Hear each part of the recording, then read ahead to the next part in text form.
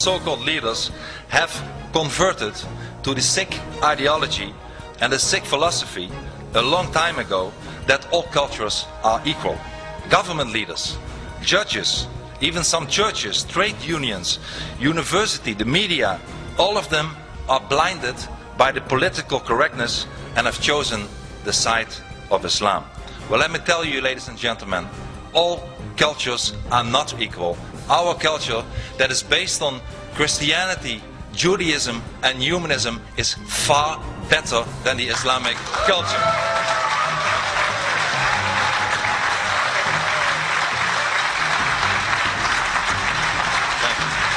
And many politicians seem to believe that their job is not to defend democracy and freedom, but to help to make the transition into Sharia law as smooth as possible. Ladies and gentlemen, I am often asked whether I have any answers to the problems and what those might be. Well, let me tell you, I certainly have the answers, even though many people in Europe don't like them, at least from the political elite. Let me tell you and mention a few of them. Things that we have to do to stop the Islamization of the West. The first thing, indeed, is to stop the cultural relativism. I believe we need in all our constitution, we need an article that lays down that we have one dominant culture that is based on Judaism, Christianity and humanism. Second, we have to stop pretending that Islam is a religion. Islam is not a religion. Islam is a totalitarian ideology. Islam wants to rule every aspect of society and every part of any person's life. Therefore, Islam should not be compared with other religions like Christianity or Judaism or Buddhism, but Islam should be compared with other totalitarian ideologies like communism or fascism.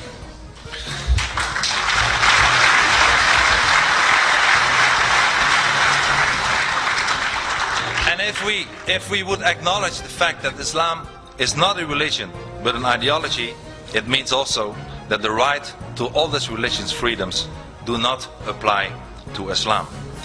Ladies and gentlemen, a very important thing to do, and I proposed it in the Dutch parliament many times, is to stop the mass immigration from Muslim countries.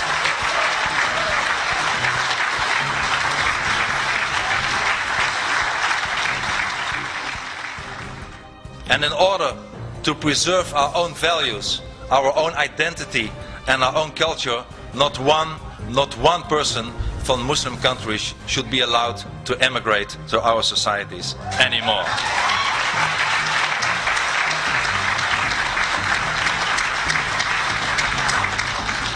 Let us also be tough on those people who do not want to integrate. For people who are already in our societies and are from Muslim and Islamic background, let me tell to them that if they adhere to our values, to our constitutions, that they are welcome to stay and they are equal as anybody else, since we have no hate to any person whatsoever. But as soon as they have an idea that they think about Sharia, that they think about jihad, that they commit criminal acts, we tell them, we expel them, we tell them, there is the door, you have to leave our society.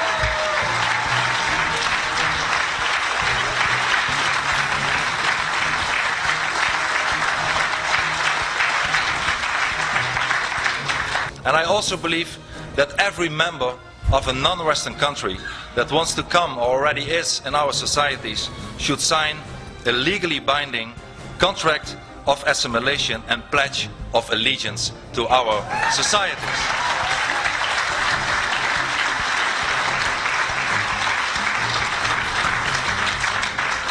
And ladies and gentlemen, we also have to stop the building of new mosques in our societies.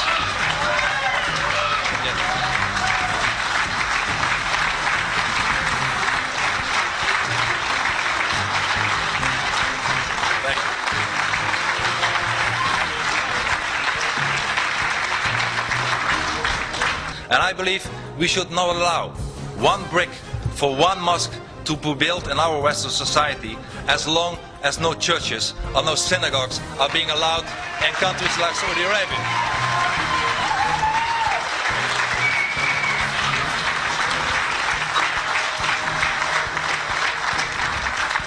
And we also have to close down the worst institution in our societies, at least in Europe, the fascist institution of Islamic schools. Ladies and gentlemen, schools where young children who should assimilate and become full members of our society are being raised with an ideology of hate, with an ideology of terror. We should close down all the Islamic schools.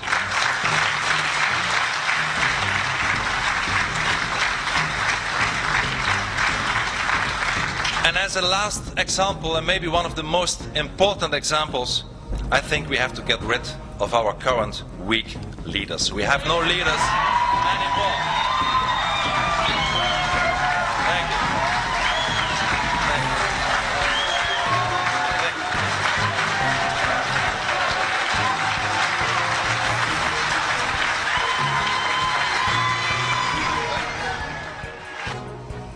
Thank you. In short, we have to go on the offensive and we have to start fighting back. We must no longer allow ourselves to remain seated in our armchairs and get trampled over. If they bombard us with Sharia law, we will bombard them back with our human rights. If they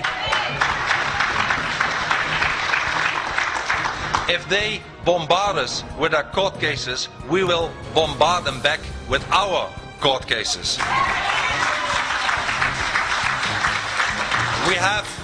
We have, ladies and gentlemen, finally we have to start fighting back and show that millions of people all over the world are sick and tired of it all and refuse to take any more. We must make it clear that millions of freedom-loving people are saying enough is enough. Ladies and gentlemen, we all have to struggle, and indeed it is a struggle. After fitna has been screened for the first time last year, there were many threats to economical boycotts to my country, the Netherlands. The beautiful Dutch flag was burnt all over the Middle East. Indeed, I am myself being prosecuted by my own government in my own country. While countries as France and Jordan are also considering to prosecute me. I have been barred on the kind invitation of my friend and colleague Lord Malcolm Pearson to enter the United Kingdom. I will never be allowed to enter the Republic of Indonesia anymore. The most radical imam in the Netherlands is also demanding huge compensation and suing me. A parliamentary bill currently in my own country, the Netherlands, is drafted with the aim of protecting Islam for criticism. And on top of all this, and it's not only about me, a lot of people who criticize Islam get a lot of threats. Al-Qaeda is determined to kill me. Finally, ladies and gentlemen, I have not forgotten those to whom we owe our liberties. Our liberties were bitterly fought for. American soldiers fought, bled and died.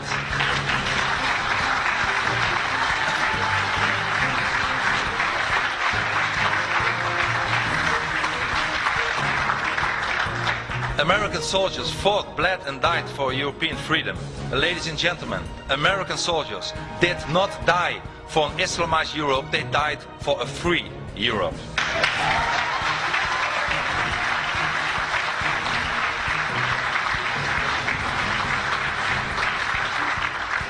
Everything that we stand for has to be defended with all our might, our identity, our culture, our values, our democracy, our freedom, our civilization. Ladies and gentlemen, we owe it to our children and their children.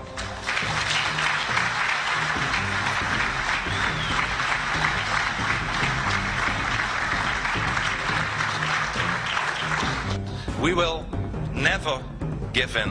We will never give up. We will never surrender. Thank you very much. Thank you. Thank you. Thank you very much. Thank you.